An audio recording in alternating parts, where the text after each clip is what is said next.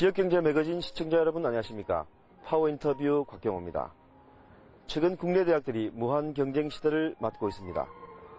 특성화 교육을 통한 경쟁력 확보로 생존의 법칙을 찾고 있는 것입니다. 파워인터뷰 오늘 시간에는 동남권의 대표적 법학 비즈니스 특성화 대학으로 발돋움하고 있는 영산대학교 부국총장을 만나보겠습니다.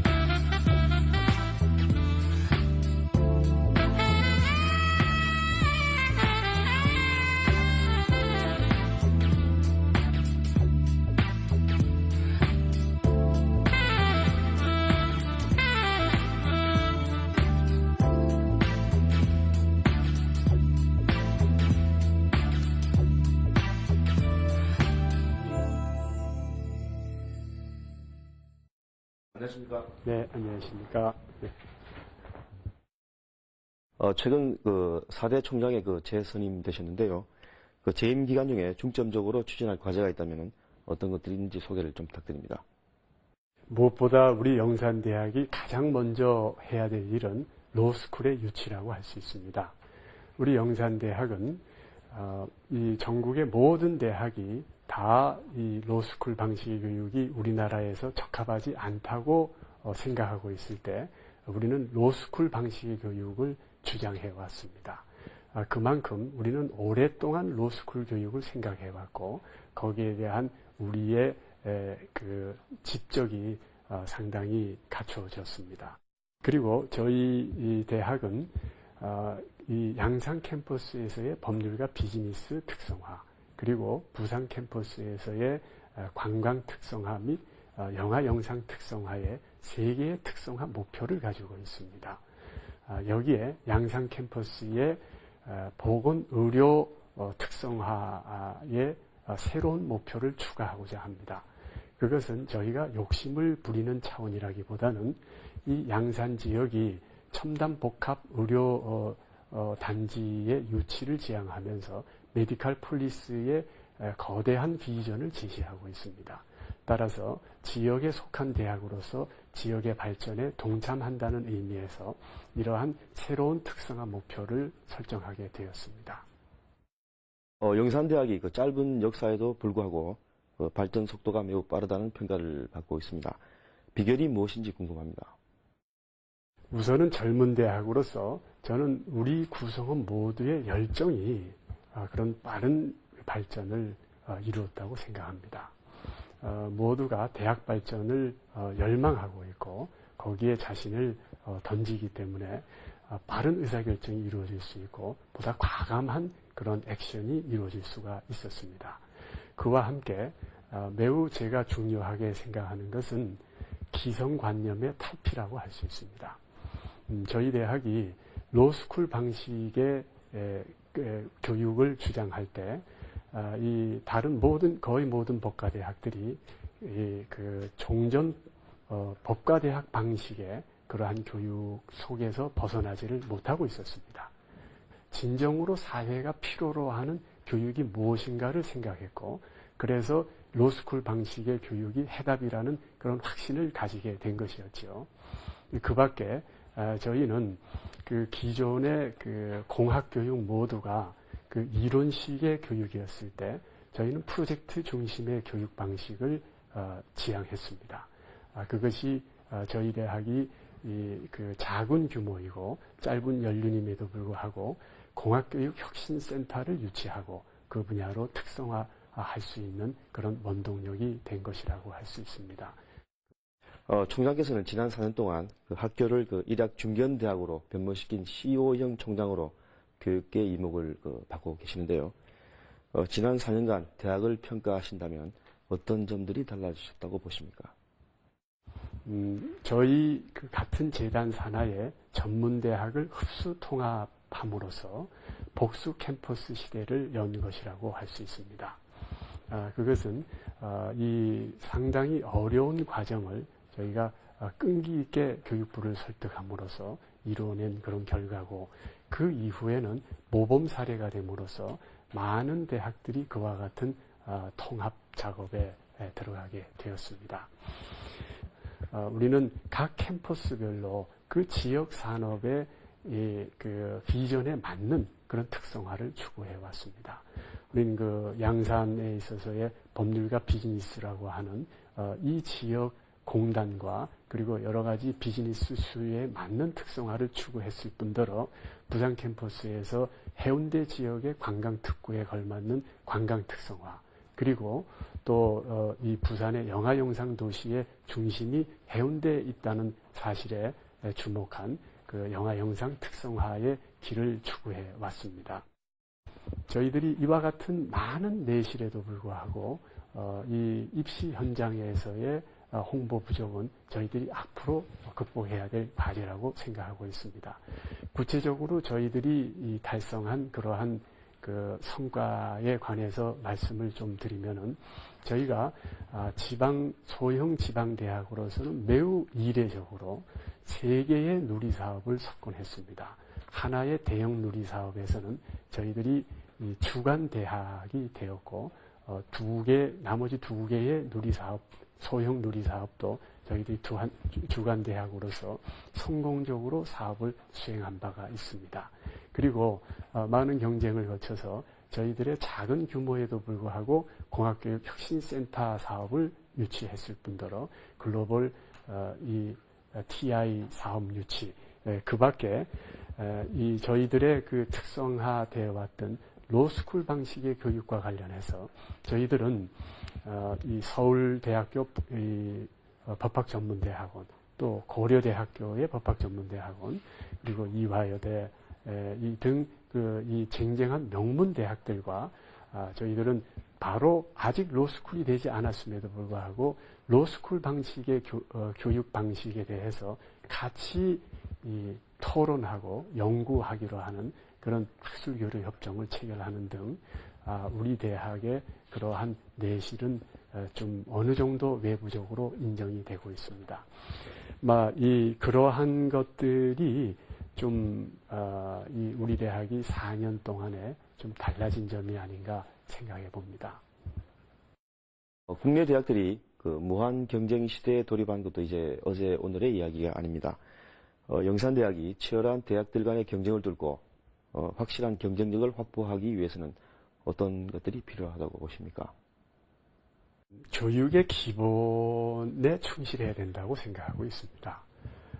이 교육 자체가 충실하고 그 내실을 갖춰지는 것은 매우 고전적인 과제라고 생각합니다. 그 로스쿨 방식의 교육에 대해서도 얘기할 수가 있습니다. 결국 법과대학을 가는 학생들의 대부분은 법학이라는 학문을 공부하기 위해서 가는 것이 아니라 그 법률을 배워서 그 법률을 실무적으로 적용하기 위해서 법대로 가는 것입니다. 그런데 기존의 우리나라의 그 법과대학들은 학생들에게 법학이라는 학문을 강요한 측면이 없지 않았습니다. 저희 대학은 그러한 문제점을 개선해서 사회적 니즈에 부응하도록 노력한 것이라고 할 수가 있죠.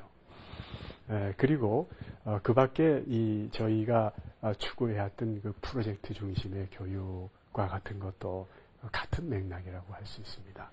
참고로 저희 이 외국어 대학에 흡수 통합된 그러한 같은 재단 산하의 성심 외국어 대학은 전통적으로 우리나라에서는 아마 공교육기관으로서는 최초로 실용 외국어 교육에 초점을 맞춘 바가 있었고, 그것은 이 7사회로부터 매우 전폭적인 호응을 받고 대학의 위상을 높인 바가 있었습니다. 그 밖에 이 전통적으로 얘기되고 있는 특성화라든지 또는 그 세계화의 그 명제는 여전히 타당하다고 생각합니다. 이제 백화점식 교육이 통하지 않는다는 것은 상식이 되었고, 그래서 저희 대학은 아까 말씀드린 바와 같이 그 로앤 비즈니스, 관광, 그리고 영화 영상 이런 특성화에 다시 보건 의료에 대한 이런 새로운 특성화를 추가하게 되면서 모든 학과들이 그러한 특성화 초점에 맞게 그렇게 이 재구성되고 경쟁력을 갖도록 할 것입니다. 그 세계화에 대한 그 기초 툴이 되는 외국어 능력과 그리고 다양한 해외 문화에 대한 체험과 이해라는 것은 이제는 필수적인 것이 된다고 봅니다. 그 부분에 대해서 저희 대학도 전체적인 체제를 그쪽 방향으로 전개시키고 있습니다. 오늘 인터뷰에서 그 빼놓을 수 없는 부분이 바로 그 로스쿨과 관련된 질문인데요. 지난해 영산대학은 로스쿨 선정 과정에서 고배를 마신 적이 있는데, 자기 로스쿨 선정 과정에는 어떻게 대비를 하실 것이며, 또 구체적인 전략 같은 게 있으면 소개를 부탁드립니다. 저희 영산대학은 로스쿨에 선정됐어야 마땅한 대학이었습니다. 저희는 충실히 준비를 했고, 그리고 또 실제 로스쿨 교육의 본질에 관해서 아마 가장 깊이 이해하고 있는 대학 중에 하나라고 자부하고 있습니다. 그것은 이 선정에 탈락된 이후에 여러 이 전개 과정에서도 저희들이 확인할 수가 있었습니다. 저희는 이제 앞으로 선정이 되는 노력은 종전과 동일하게 지속하고 이 로스쿨 유치 태세를 유지할 것입니다. 저희가 현재 이 서울고등법원에 로스쿨 관련된 소송이 계류 중에 있습니다. 그것은 저희 대학이 이 발표된 선정 기준과 또 평가 내용으로 비춰봐서도 탈락된 것은 매우 설명하기 어려운 부당한 점이 있습니다. 그래서 그러한 점에 대한 사법적 구제를 받고자 현재 진행 중에 있습니다만은 저희 대학은 우선 로스쿨 제도가 성공하고 그래서 합리적인 증언이 되도록 하는 데에 상당한 집중을 하고 있습니다. 현재 이 2,000명의 로스쿨 정원은 사실은 우리나라의 경제 규모와 그리고 앞으로 전개될 법률 수요에 비추어 보면은 사실은 매우 적은 규모임을 부인할 수가 없습니다. 그래서 우리나라는 어차피 로스쿨 증원을 증원할 수밖에 없는 그러한 입장에 있습니다. 그래서 우리는 그러한 로스쿨 증원이 신속하게 이루어지고 또 합리적으로 충분히 이루어질 수 있도록 그러한 사회의 진행에 조력하고자 합니다. 현재 저는 대교협의 로스쿨 대책위원회의 부위원장을 맡으면서 그런 합리적인 증언과 로스쿨의 성공적인 정착을 위한 활동에 봉사하고 있는 중입니다. 그렇다면 영산대학이 로스쿨에 재도전할 경우 가능성은 어느 정도라고 보십니까? 로스쿨에 재도전할 경우에 반드시 로스쿨을 유치할 수 있을 것으로 믿고 있습니다. 이 탈락된 대학 중에 가장 성적이 좋은 대학이었습니다. 차점으로 탈락이 된 대학이라고 할 수 있죠. 근데 그렇게 차점으로 탈락된 것도 사실은 매우 부당하다고 하면 제가 조금 전에 말씀드렸습니다. 실제 저희 대학은 로스쿨이 탈락되었음에도 불구하고 로스쿨 유치를 위한 종전의 준비 태세를 동일하게 유지를 하면서 근래에 로스쿨이 된 대학들의 로스쿨과 학술 교류를 하고 있습니다. 대표적인 예로 2월 초에 서울대학교 법과대학 이 법학전문대학원과 로스쿨 교육의 기본 골격이라는 그런 제목으로 학술 세미나를 한 적이 있습니다. 사실 그와 같은 이 로스쿨 교육의 기본 구조와 관련된 것은 사실 참 때늦은 감이 없지 않습니다만은 짐작됐어야 될 것인데, 그러나 그것이 참 가장 어려운 주제이기도 한 것이 사실입니다. 그런 부분에 관한 충분한 저희들은 연구가 되어 있고 앞으로 이 서울대 로스쿨, 고대, 이대 등 그리고 이 한양대와 같은 그런 명문 로스쿨들과의 교류를 통해서 로스쿨 교육에 관한 그런 충분한 준비를 해 나갈 생각입니다. 최근 졸업생이 미국 SMU 로스쿨과 그리고 인디애나 로스쿨에 동시 합격한 걸로 알고 있습니다. 소개를 좀 해주시죠. 저희 졸업생 장범우라는 학생이 방금 말씀하신 SMU와 인디애나 로스쿨 양쪽에 모두 합격하게 되었습니다. 사실 미국 로스쿨에 지나가는 학생은 이 학생 이외에도 이전에도 있었습니다. 저희들은 매우 기쁘게 생각하고 이 학생이 종전 저희 대학 교육에서 지속적으로 추구해왔던 그런 현장에서 쓰일 수 있는 실무 위주의 그러한 이 마인드 형성에 미국 로스쿨에서 훌륭하게 형성하고 실력을 갖춰서 우리나라에 보다 큰 기여를 할 수 있기를 희망합니다. 화제를 좀 바꿔보겠습니다. 총장께서는 지난 2002년도에 당시 잘 나가던 부장판사를 그만두시고 지방대학 총장의 길을 선택하셨는데요. 그 같은 선택을 하시게 된 배경이 무척 궁금합니다. 계속 법원에 남아있을 생각을 했습니다. 물론 이제 집안에서 대학을 설립하셔서 그러한 대학에 대한 장남으로서의 책임이 있기 때문에 항상 관심을 가지고는 있었습니다만은 제가 직접 총장이 되리라고는 전혀 생각을 못했습니다. 그러나 그러한 상황이 생겼을 때에 또 그런 어떤 기대에 부응하는 것이 또한 순리라고 생각을 했고 저는 그것을 운명이라고 설명하는 것이 가장 감명하지 않을까 하는 생각입니다. 최근 각 대학들마다 글로벌 인재 육성이 새로운 아젠다로 떠오르고 있습니다. 영산대학은 법학 특성화의 성격이 강한 대학인데요. 글로벌 인재 육성을 위해서는 어떤 부분을 중점적으로 추진하고 있는지 끝으로 한 말씀 해주시죠. 앞으로 우리 졸업생들이 모두가 일단 기본적인 영어 능력을 가지고 지구촌 시대에 활동할 수 있도록 그렇게 대학으로선 최선을 다하고 있습니다.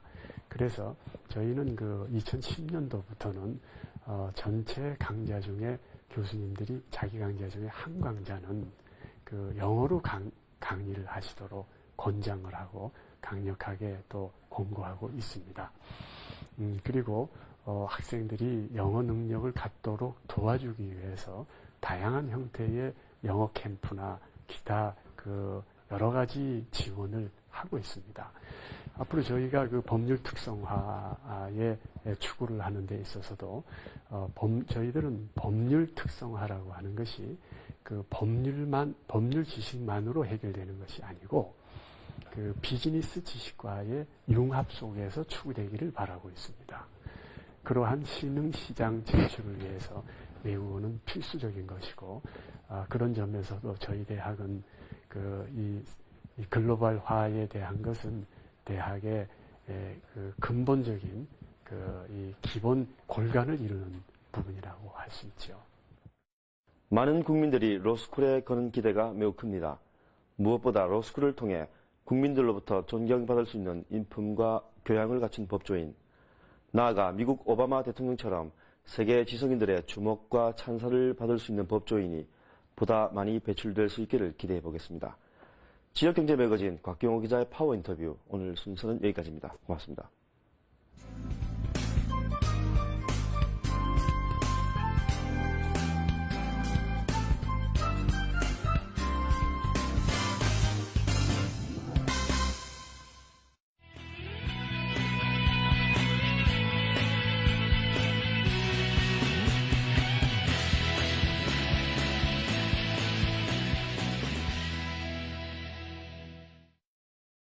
와인은 이제 국내에서 아주 대중적이면서 인기 있는 주류로 자리 잡았습니다.